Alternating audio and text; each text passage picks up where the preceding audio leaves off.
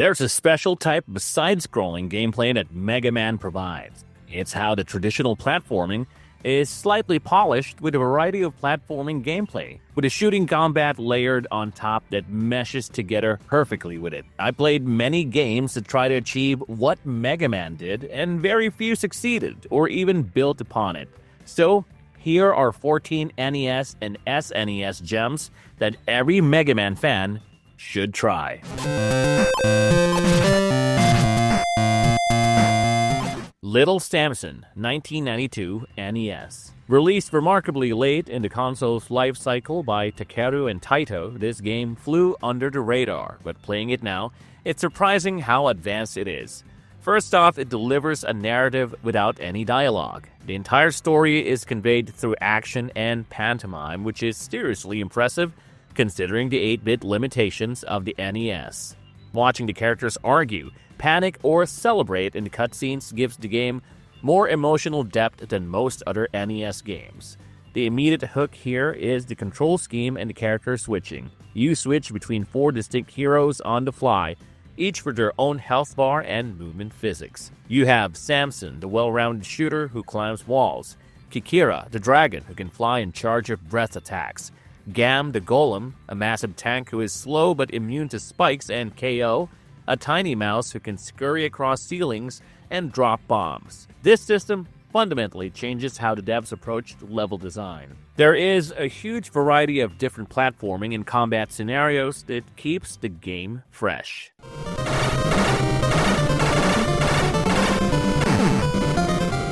Shatterhand, 1991 NES. This is another technical marvel that arrived late in the NES, which is probably why it borrowed a lot from 16-bit design. You play as Steve Herman, a cop with cybernetic arms, and unlike the jump and shoot of Mega Man, this one is more jump and punch. It's more epic than it sounds, as punching bullets out of the air makes you feel incredibly powerful, and the impact sound effects are loud and crunchy. Also, throughout the levels, you collect letter panels labeled Alpha and Beta. Collecting 3 of them summons a floating robot companion. The strategy here lies in the combinations. Picking up Alpha Alpha Beta creates a laser-firing bot, while Beta Beta Alpha might give you a flamethrower.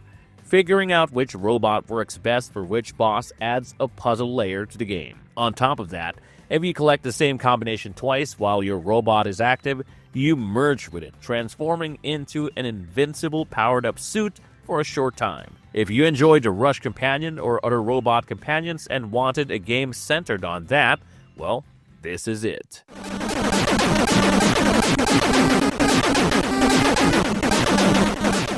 Bionic Commando, 1988 NES. Grappling hooks are one of the most beloved mechanics in games, and Bionic Commando was one of the first games to pioneer it. The first time I pressed A, and instead of leaping into the air, my character fired a grappling hook at a 45-degree angle, which was jarring. But once that initial confusion faded, I realized I was playing one of the most sophisticated physics-based platformers on the system. Learning the best timing to release a swing to get the right momentum is tons of fun. The game also has surprising RPG mechanics such as neutral areas where you chat with NPCs and gather clues. Plus, the ability to upgrade your health and find new rifles gives a fantastic progression, going from grunt to super soldier by the end. Much like selecting a robot master, you navigate a helicopter across an overworld map to choose your next stage. The game is taking the Mega Man formula, adding in some Legend of Zelda 2, and adapting it into a military shooter.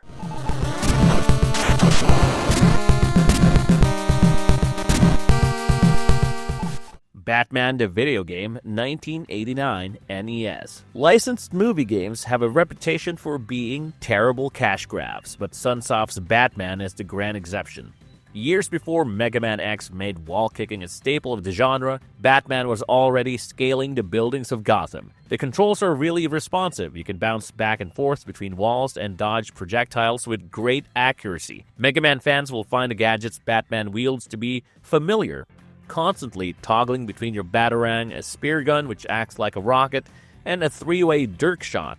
Just like managing your weapon energy for the metal blade, you have to keep a close eye on your ammo count, as if you run out in a boss fight, you'd have to deal with occasionally giving them a punch, whenever they get in range, so you might as well give up. The game is notoriously difficult, very similar to the sequel Batman and Robin 1995, which we featured in a Top Punishing Games Designed to Break You video.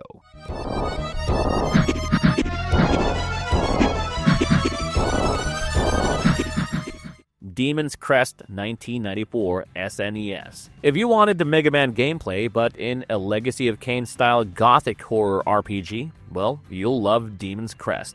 Once you clear the opening jailbreak sequence, the game literally gives you wings. You drop into a Mode 7 overworld map and can fly to almost any stage you want. If a boss in the forest is too hard, you can just fly over to the ocean tower to find a health upgrade or a new spell potion first. It respects your intelligence and lets you route your own adventure. You play as Red Arimer Firebrand, an annoying enemy from Ghosts and Goblins, as he seeks the crest in a bid to be the ruler of the demon world. The game actually has multiple endings, a good, a bad, and a neutral one, but there is also a secret ending. If you 100% the game and collect all the upgrades, then do the neutral ending, it'll unlock a secret tough boss. Beating that gives the final true ending, but good luck reaching it, because getting it is a real challenge.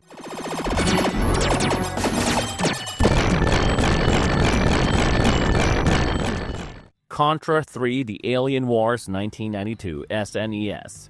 At first, Contra might seem a bit too chaotic for the more forward-thinking and tactical nature of the Mega Man gameplay, but Contra 3 The Alien Wars is actually built on the same foundation of pattern recognition and precision. Konami took the run-and-gun formula and changed it into something more methodical, primarily with the new inventory system. Unlike previous Contra games where a new pickup replaced your old gun, here you can hold two weapons simultaneously and swap them at will. This lets you play strategically, keeping a spread shot for taking out groups of grunts, a laser for single targets, and the homing rockets for bosses is what I usually go for. It mirrors that tactical thinking of cycling through robot master weapons. The platforming also demands a high level of skill. You can somersault, dash, and fire in 8 directions while hanging, which feels like a hyperactive version of the mobility found in the Mega Man X series. The game is very brutal but fair, typical of the Contra standard.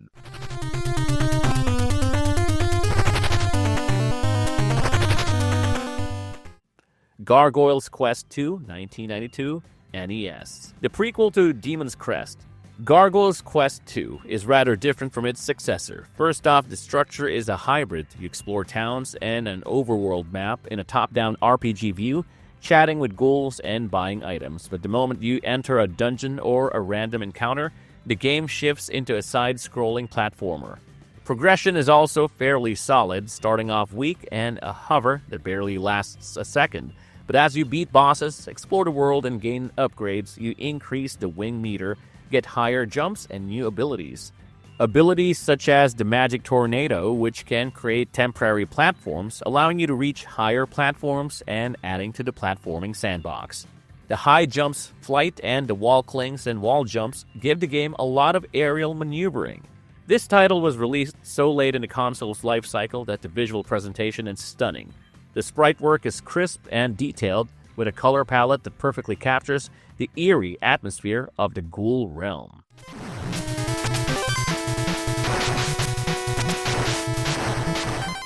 Vice Project Doom 1991 NES. If you mix Mega Man with a cinematic storytelling of Ninja Gaiden and elements of Spy Hunter, you'll get Vice Project Doom, another hidden gem from the late stage of the NES lifecycle. It's easily one of the most polished action games on the system. You play as Detective Quinn Hart, who's investigating a sci-fi conspiracy. The main weapon is a laser whip that feels like a futuristic version of Castlevania's, and it feels just as precise. You can also switch between a .44 Magnum and grenades, but you need to carefully manage your resources, making use of the whip to save your bullets and grenades. But what really makes this one stand out from the others is the gameplay variety. Most of it is a side-scroller, but it adds in top-down driving stages where you're drifting corners and shooting enemy cars, and even first-person rail shooter sections that feels like an arcade game. The presentation is also top-tier, featuring full cinematic cutscenes between stages that tell a dark, cyberpunk story.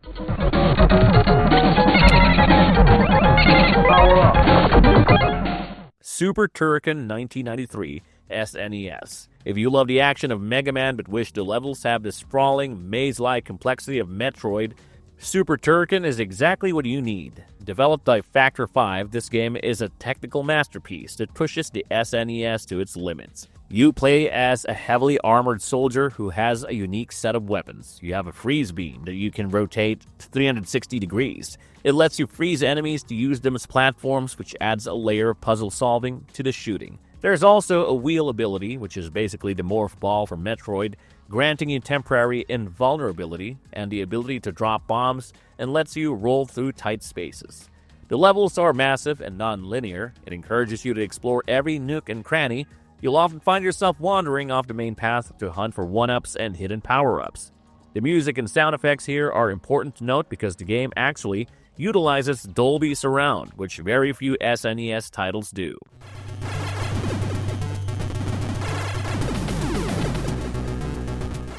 Journey to Silius 1990 NES. Developed by Sunsoft, this game famously began development as a licensed adaptation of the Terminator before losing the rights. Rather than scrapping the project, the developers retooled the assets, creating a title that retains a heavy, militaristic sci-fi atmosphere.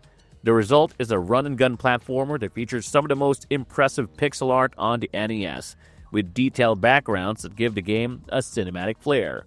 The main character, Jay McRae, starts with a standard handgun, but acquires 5 additional heavy weapons throughout the campaign, including a shotgun, machine gun, homing missiles, grenade launcher, and a laser. Just like in Capcom series, each of these weapons has its own energy gauge that must be replenished with pickups dropped by enemies. You have to conserve your homing missiles for those hard-to-hit aerial enemies, and grenades for bosses to whittle down their health quickly. The difficulty is punishing, relying on memorizing enemy spawn points and boss patterns, but the tight controls and responsive physics make it more fun than frustrating.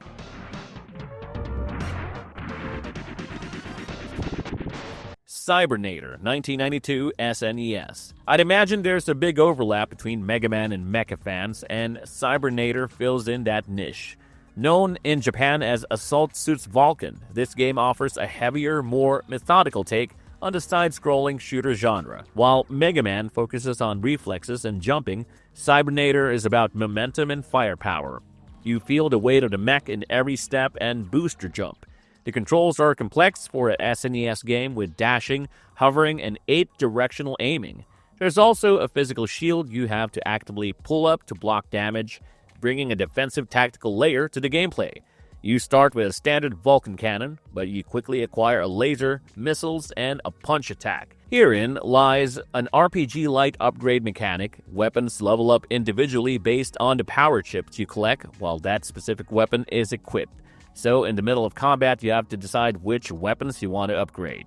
The game is extremely cinematic, telling a Gundam-esque story with lots of dialogues and cutscenes.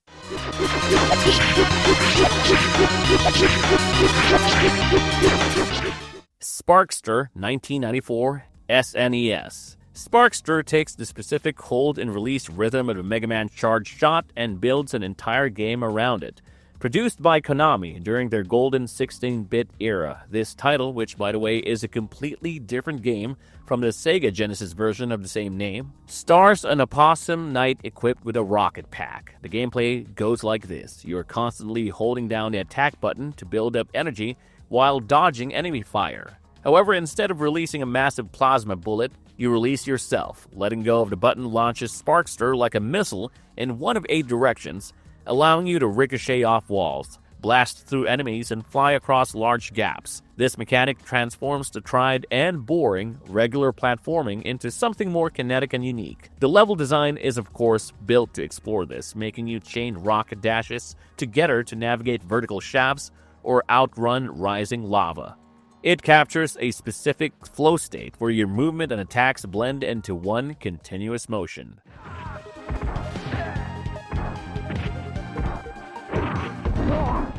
The Ninja Warriors 1994 SNES. Developed by Natsume, the same developers behind Shatterhand, the Ninja Warriors is a beat-em-up. So what does this have for Mega Man fans? Well, that's because most of the playable characters are robots or androids, each with unique abilities that are super reminiscent of Mavericks or Robot Masters. You can choose between the hulking, slow-moving heavy hitter ninja Kunoichi, a balanced sword wielder who's suspiciously similar to Zero, and Kamaitachi, a speedster with arm blades who zips around the screen. The game encourages you to move quickly around the arena to avoid hits using the blaster gauge, a meter that fills automatically but resets if you take a hard hit. This item on the list goes to show you don't need to make a side-scrolling shooter to get that Mega Man inspiration. Also, I would personally recommend playing the 2019 remaster, The Ninja Saviors, as it adds even more playable robot characters, including a giant mecha samurai that takes the full height of the screen, as well as this version being extremely smooth, polished, and even more detailed than the original.